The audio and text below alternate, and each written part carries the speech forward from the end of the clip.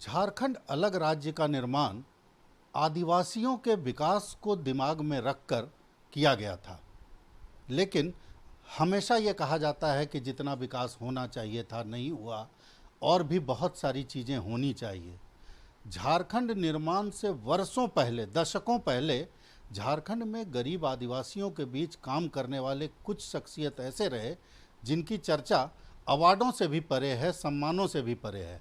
वैसे ही एक शख्सियत हमारे साथ हैं, अशोक भगत जी। उनसे हम बात करते हैं। बाबा, आज झारखंड को आप जहां देखते हैं और झारखंड को आप जहां से देखना शुरू किए हैं, क्या लगता है क्या चीज़ें और होनी चाहिए? देखिए, झारखंड का विकास तो बहुत हुआ है। रोड कनेक्टिविटी बढ़ी है, आम आदमी का जीवन बेहतर हुआ है। वो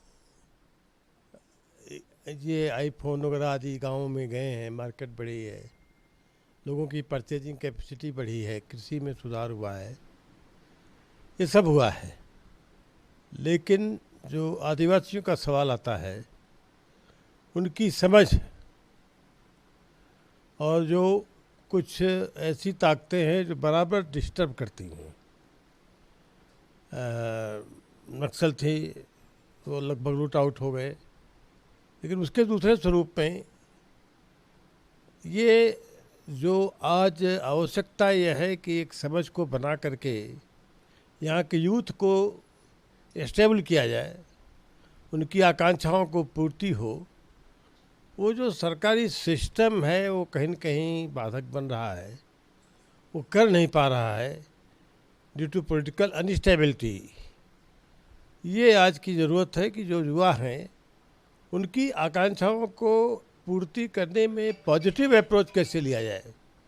बाबा, एक महत्वपूर्ण सवाल, आप जब काम करना शुरू किए थे, विकास भारती आज पहचान की मोहताज नहीं है, लेकिन आप जब काम करना शुरू किए थे घनघोर नक्सल प्रभावित था।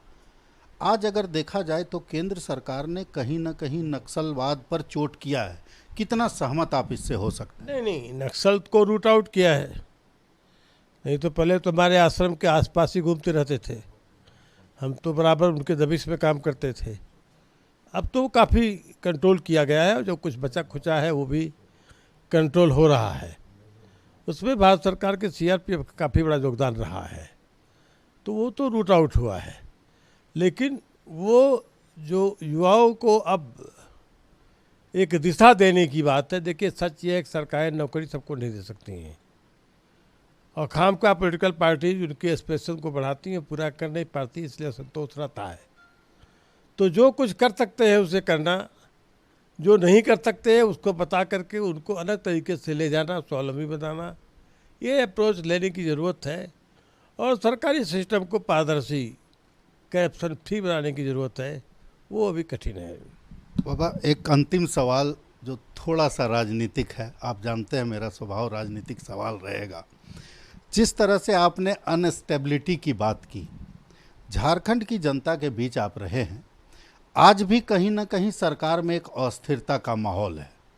ऐसे हालात में क्या लगता नहीं है कि जिस तरह से लोकसभा चुनाव हुआ, कई लोग, संघ से जुड़े कई लोग कह रहे हैं कि कहीं ना कहीं बीजेपी में अहंकार आया, उस अहंकार का ये परिणाम है? क्या झारखंड के परिप्रेक्ष्य में आपको ऐसा कुछ लगता है? नहीं, मैं ये परसेप्शंस गलत बने हैं, उस स्टेटमेंट्स कुछ आए हैं, ऐसा नहीं है। कहीं दूरी संघ और बीजेपी में कहीं दूरी नहीं है। क्या बीजेपी अहंकार में है? नहीं, कॉन्फिडेंस को अहंकार नहीं कर सकते। कॉन्फिडेंस है, अहंकार नहीं कर सकते उसको। तो जिस तरह से इनका साफ तौर पर कहना है, कई चीज़ें हैं, नक्सलवाद कम हुआ है झारखंड में, और बीजेपी के अहंकार वाले आरोप पर, जो बीजेपी पर, केंद्रीय नेतृत्व पर अहंकार का आरोप लग रहा है, उस आरोप से कहीं ना कहीं बाबा सहमत नहीं है। इन्होंने भी बहुत काम किया है। एक तरह से देखा जाए तो अर्श से फर्श वाली, जो फर्श से अर्श वाली बात है, ये चीज़ें जो है इन्होंने देखी भी है और की भी हैं। ऐसे हालात में इनका ये बयान, इनकी ये सोच, ये अपने आप में महत्व रखती है। भारत एक्सप्रेस के लिए कैमरामैन धर्मेंद्र के साथ मधुकर आनंद, रांची।